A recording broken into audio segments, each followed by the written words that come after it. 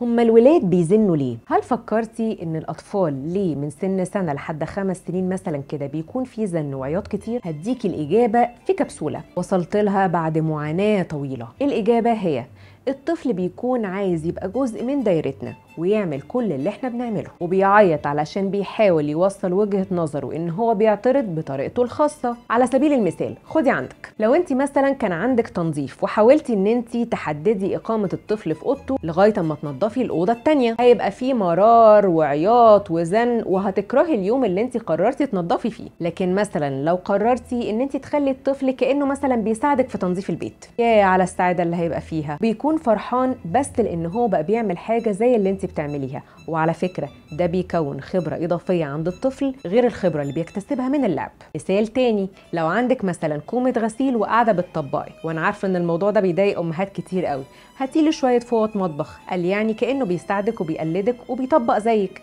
هيكون احسن بكتير جدا لو سبتيه قاعد جنبك ومسك كومة الغسيل اللي انت طبقتيها وتعبتي فيها ورماها لك على الارض. الخلاصة، عاملي الطفل كأنه كبير شوية وخليه جزء من دايرتك، وبلاش غصب عنه تبعديه عنك. جربي كده وهتلاقي نفسك بتتواصلي معاه احسن، والعياط والزن هيقلوا بنسبة كبيرة ان شاء الله. شاركوني واكتبوا لي في الكومنتس، هل يا ترى بتخلي ولادكم يساعدوكوا ولا لا؟ وانا عارفة انكم ما تتوصوش، بس ما تنسوش الفولو واللايك والشير والحاجات اللي انتوا عارفينها.